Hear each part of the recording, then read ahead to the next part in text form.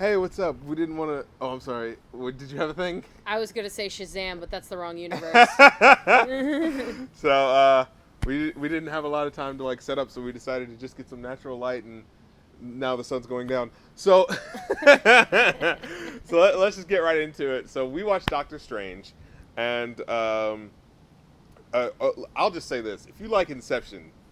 This shit is like Inception fucking 12.0 and shit. Like, this shit is off the fucking chart. This shit is off the fucking chain. If you like MC Escher and you just wanted to see that turned into a fucking movie, this is your movie. Like, am I bullshitting? Not really, no. Like, you see cities and rooms and all these things get bent and reimagined. It's like just watching it. I don't know about you, but for me, like, I'm watching this movie and I'm just thinking to myself, like, you know, we see how far, like, film and, like, special effects and visual effects have come, where it's like, it just looks so real. And it's like, it's just insane how wonderful and real it looks. So, like, even if you didn't give a shit about the movie, like, just watching it is beautiful. So, getting into the plot, though, we have Doctor Strange, who... What was that? Spoilers? Oh yeah, spoiler alert. So getting into the plot, we have Doctor Strange, who is the surgeon or whatever, and neurosurgeon. Yeah, and he gets into a really horrible car accident, which like completely destroys his hands, and so he wants to go to these ancient Tibetan monks, headed by someone who's not Tibetan.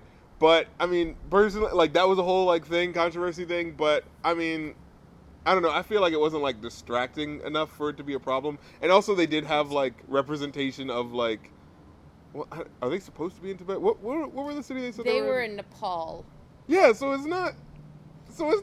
They said it in Nepal because Tibet is not a state recognized by China. Okay. So they just like put it all the way out of the way so that they didn't want no problems. Basically. Okay, I got you. So, you know, that, well, all right. Like, I guess if you know the background history, it's really fucked up, and I think that in and of itself could be like a whole conversation. But I think as far as like just a layman watching the movie, like, it's fine. It didn't feel distracting. They had actually, they actually had quite a variety of casts. They had like the ancient one who's played by a woman, but she kind of looks more androgynous. Like, remember when they set it up where they're like, what is it, a he or a she? And he was like, the ancient one. So I was like, I kind of like that sort of thing where they were just like, that's not important. So, you know, you kind of had that element to it. Yes. And so then you had Mordo. I can't remember these people's fucking names. Sorry. He's bad with names. That's not his fault. Yeah, he's you know, he's like the black character, but he's really cool. He's not like stereotypical at all. He's like really smart and genius, and he helps him basically to train. Of course, Doctor Strange plays the I'm just so great at everything because, you know, the white character that's just perfect. And he's able to learn things really fast. But it's like, all right, fine, we need to move the plot along. You know, like, actually, I could feel like some people could say that it has a bit of the Marvel-y sort of writing a little bit, where it's like, oh, the smart alecky characters are kind of written kind of like Joss Whedon or whatever, you know, and they... And, you know, the guy who's, like, really smart at doing everything, he's able to learn everything really fast. And it's like, yeah, you could say that's kind of like, you know, like, all right, we've already seen Iron Man before. Because he's, like, the super rich guy who's a playboy and, you know, he's driving all these fancy cars and shit, you know. But then this tragedy happens in his life that completely takes everything from him. I remember the thing that you said to me in the theater when we were looking. He was like, oh, I see. So because you said something about him being subtle, and then immediately it went to his apartment, and it went to his fancy ass car. Yeah. He's like just driving down the freeway, and this is like big ass fucking Ferrari. This is like, I don't know what it was that you said that they were. You're like, oh, because that's so subtle, and then they immediately flashed to Doctor Strange really, really, like, expensive Midtown apartment, and then his really expensive fucking, like, Ferrari or Lamborghini or whatever the fuck he has. Yeah, like I was trying to say, oh, they're giving us a subtle hint that he's got money, and they cut to him, like, with his nice-ass car, and he's like, okay, they're not being subtle at all.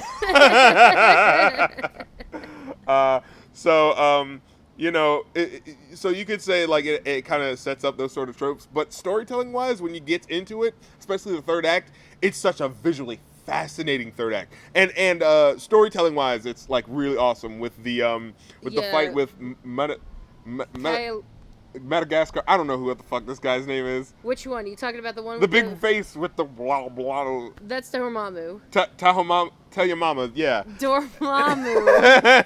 Yeah, your mama as well. Dormammu is phenomenally well CGI'd, and Yeah. I enjoyed it. I think that Dormammu is my favorite character of the Doctor Strange mythos. For me, it was Wong. Wong was the I love funniest Wong. motherfucker. I love Wong too, but Like, he didn't put up with his shit for a second. He didn't put up with Strange's shit for a second. My thing is that with it, the problem is, for me at least, I think my issue is that Wong is great. That's not my issue with him.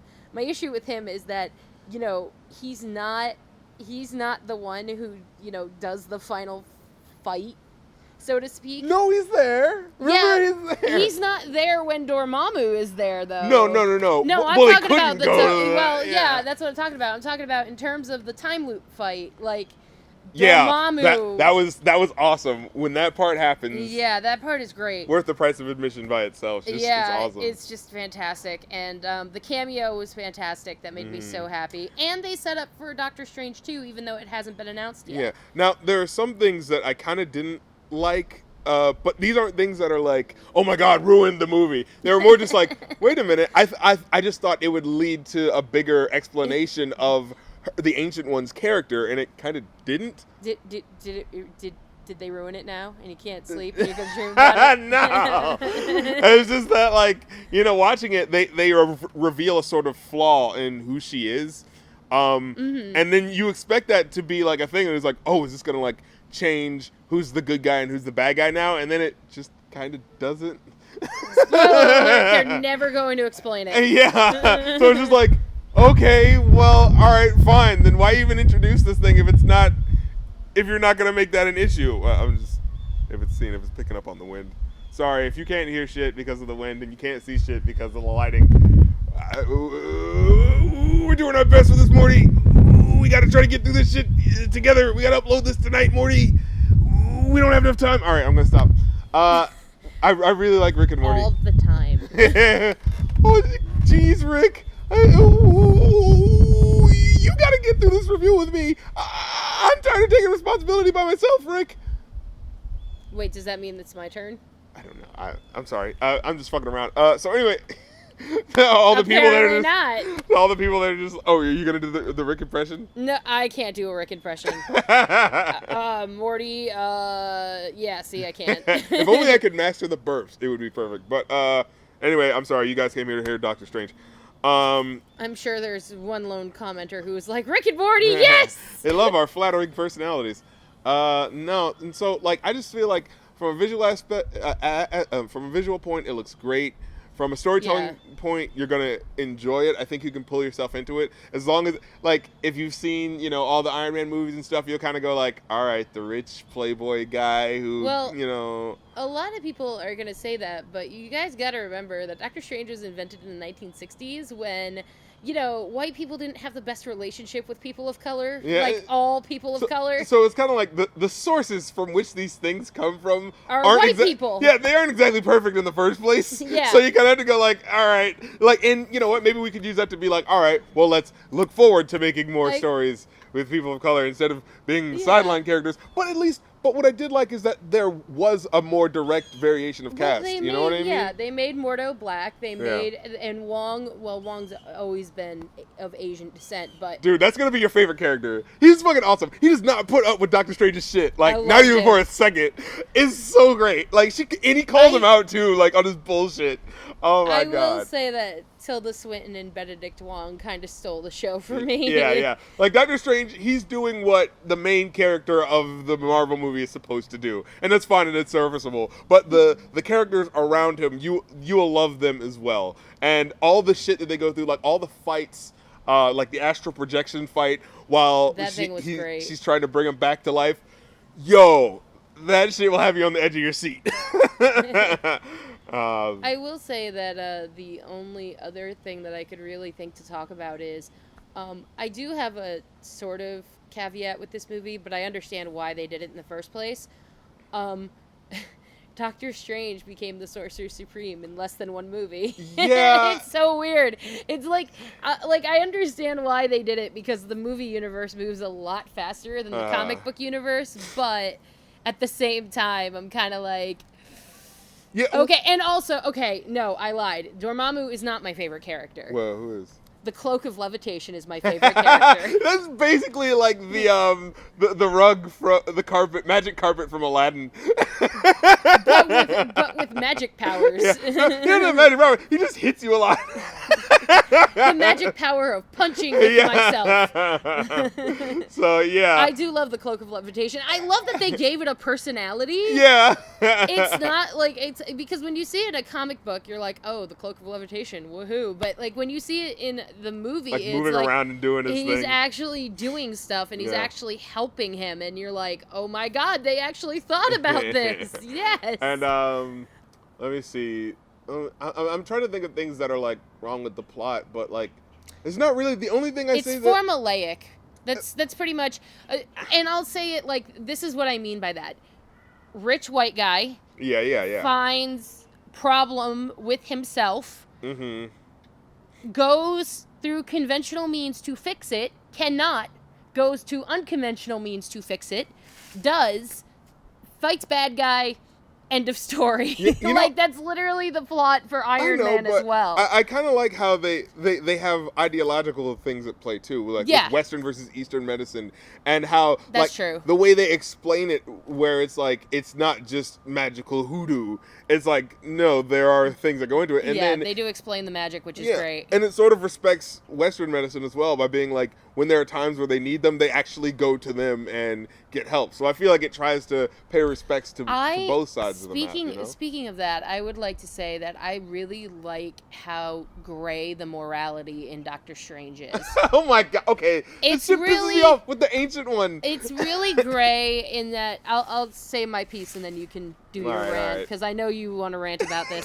He ranted at me. We talked about this last night. We got so angry. In the car, we got so angry about it. But anyway, but like I like the morality of Doctor Strange in that certain characters, the Ancient One does questionable things, and Mordo and Doctor Strange take it as two separate things. Now, Mordo is, well, that should not be, blah, blah, blah, and he leaves, and he's like, okay, well, fuck this. And whereas Doctor Strange is like, well, it might be unconventional, but it's gonna work. And then he goes and makes it work, and it works, and then he comes back, and, like, everything's cool, so... Yay! And then you have the element of like, which I think is a very big element of a lot of superhero films of Marvel lately. It's like, should we kill someone if we have the means to? Especially these. I like that Doctor Strange's Hippocratic Oath came into play with that. Yeah, exactly. Because like they were like, oh yeah, you're gonna have to kill people when the time comes. He's like, excuse you, I'm a neurosurgeon. Yeah. Now let's get to the spoiler point, which is, like, okay, so Mordo is... Go ahead, say your morality thing. Mordo is okay with killing people, right? Yeah, and I'm assuming that's because... He was trained that way. He was trained that way by the Ancient One. So I'm assuming that the Ancient One's okay with killing people. Because they never, like, say, like, no, we shouldn't kill people. So it's just like, well, you kind of fucked up, too. And then you find out the reason why she's able to last so long, like, live so long, is because she's been doing fucked up shit with the forces of time or whatever. It's just like... well, then you're fucked up. And Mordo's just like, well, that's not okay with me. And then, like, it feels like that never really gets, like, resolved. Well, it does set up the sequel, so yeah, that's kind of nice. So maybe you could say it like that, like they're going to explore this more in the sequel. But I feel like as it stands, maybe this could play to its credit. Yeah, but as a solo movie, it kind of feels like, wait, why are we supposed to just be okay with the fact that she's, like, been tangled with dark forces just like them? And so it kind of, like, makes me go, like, well, I'm kind of cool with what Mordo decides to do. It's kind of like Captain America, except it feels slightly more clear because obviously she did something that's fucked up, Right. No, you make a really good point. She did do something that was pretty fucked up. But in the same token, Doctor Strange also did something, but he didn't do as fucked up. Like, so Doctor Strange, so just a quick kind of spoiler. Wait, are you gonna bring up the fight? No. Okay. I'm gonna bring up the whole eye of the eye. Yeah. Okay, so by the way, I called that. The eye is an Infinity Stone. I mean, come on, that was a given. Let's be real. But in terms of how Doctor Strange is, I mean, when he takes the eye and he learns how to like basically manipulate time, like, you know, Wong's like, you know that shit's forbidden, right? And and Mordo's there, and he's like, you could have gotten yourself killed, blah blah blah blah blah. He's saying all the platitudes that he's been taught, but Doctor Strange doesn't seem to have a problem with it because he's like, well, I learned a whole bunch of crap that you guys didn't. So obviously forbidden knowledge is okay for but he could have unraveled fucking time if he would have fucked it up, you know? Well, I mean, as somebody who's a huge fan of Doctor Strange is the philosophy of fuck it. You're okay with it because you like his character, man. No, if you didn't know who he was, you'd be like, no, you're an asshole. Well, I don't like... Okay, I was also really concerned with how Benedict Cumberbatch was going to be with him. And he actually... He's British, right? Yeah. He does Americans so well. I'm tired of these. Most British people do very good American non-Americans taking our roles. Hugh Laurie's British, and he does an amazing American accent. You got some foreigner playing our Batman. What's his name? Christian Bale. Yeah, Christian Bale. He's no longer Batman. Yeah, exactly. Though. They got an American to play Batman now. they got an Australian to play his greatest nemesis. This is bullshit. So I'm playing so hard. So the next time you see us for a vlog will be in February when we do Lego Batman. Okay, yeah. Yeah, Will Arnett's playing Lego Batman. I have not seen the new trailer yet, but I hear it's hype. But as far as this movie is concerned, what would you give it? Out of 10? Yeah. I'd give it a 9. I would do the same.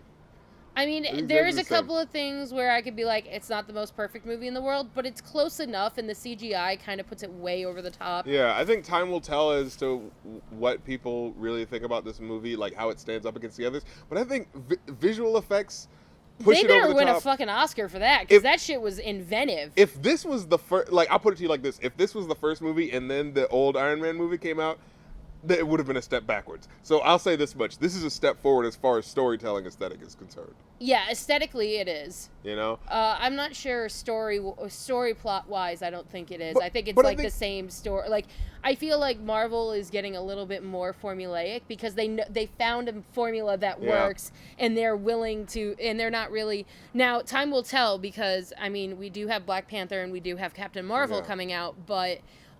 you know, what I'm really excited for is, you know, we are finally getting a female-driven superhero movie next year in Wonder Woman, and I'm wondering if DC is going to jump it and, you know, steal Marvel's thunder. What? In terms of female-led superhero movie. We haven't had any female-led superheroes. I'm saying Wonder Woman comes out before Captain Marvel, so maybe DC could... put the linchpin in that demographic. Is Captain Marvel a girl? Captain Marvel is a girl. Currently. Oh. Carol Danvers is. She's Miss Marvel. No, Miss Marvel is Kamala Khan. She took up the mantle of Captain Marvel. She's now Captain Marvel. I can't keep up with these comic books, man. So in conclusion, comics are weird. Shout out to Movie Bob. But it's this is a solid movie. Go check it out. I don't think we need. There's like the thing is, it's such a good movie. There's not really that much there's to be not said. not a lot of nitpicking. Like it wasn't like our Batman v Superman review where we were like, oh my god, all the things. But that shit can die in a fire. That forever. shit can drown in a forest die in a fire forever. Except for the Wonder Woman parts. But this one didn't really have that much wrong with it, other than the controversy surrounding the ancient one and a couple of nitpicks here and there. Yeah, and saying that maybe it doesn't stand out enough, but I feel like the visuals do so much for it. The visual aesthetic is so good. And the third act, just the backwards fighting. Dormammu is like so good. It's great. So I think you're gonna check it out. You're gonna get a unique experience, and definitely check it out. Check it out. We'll see you guys in February. Yeah. Well, we'll see you guys next week for the conclusion of Banned Cartoons. Yes, that's happening. Sorry, we didn't enlighten you guys to that. We took a couple of weeks off because number one, we had to finish the script. Yeah. But yeah, that'll be out this coming week because this coming week and next week, and then in February we are doing Lego Batman. Oh. So that's gonna be fun. We're gonna get to discuss Legos. Yeah. So I guess that's it. We'll see you guys sometime this week for Banned Cartoons. All right. Peace.